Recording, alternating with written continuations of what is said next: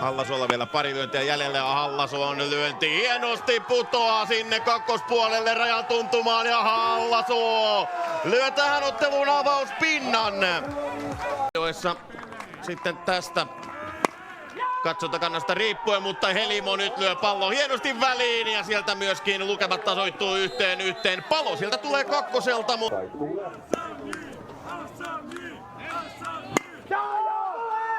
nyt oli sitten saumaa tullut ja merkki on päällä, kova heitto kotipesä, riittääkö? Se ei taida riittää! Ei riitä! Hallasuon toinen lyöntimerkki on päällä, vähän siihen etukentälle jää, mutta sieltä pallo häplätään ja tuo polttoheittokaan ei riitä ja lukemat tasoittuu 2-2. Numerolla 5 Juuso Vuorenmäki, 8 lyötyä juoksua tällä kaudella. Ja pallo putoaa väliin, vaikka sieltä pyrkii Miika Mäkelä syöksykoppia hakemaan ja tämä tietää Nurmo Jymille pillan kolmatta juoksua. Hallasuon ensimmäinen lyönti puhkaisee tuon linjan.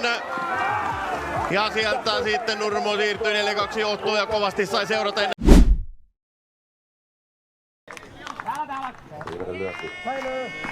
Sitten Halttusen viimeinen lyönti.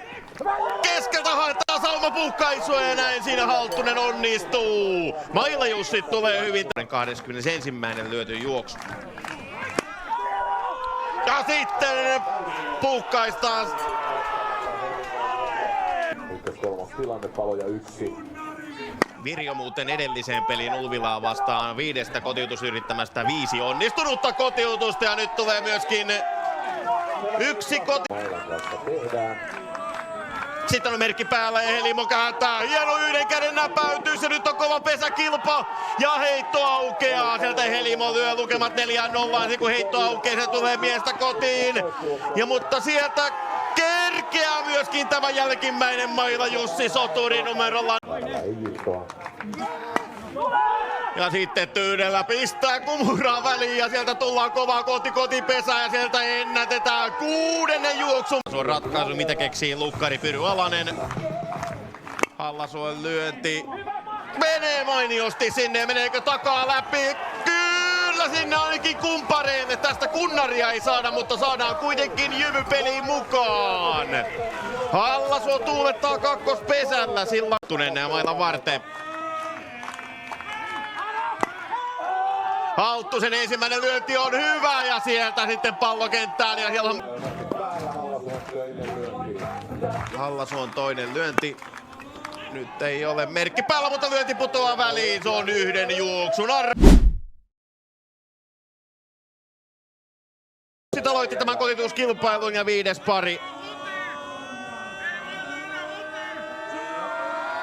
Keltikangas viimeisellä pistää pallon väliin ja ei jää Maila Jussit nollille, vaan 5. parissa tulee ainakin se 1 onnistuminen.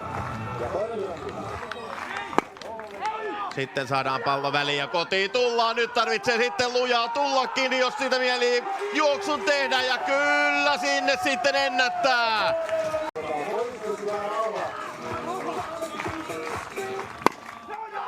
Heikkinen lyö palloa väliin, sieltä kaamaistaa palloa, mutta pallo ei jää räpylä ja siinä on ratkaisu!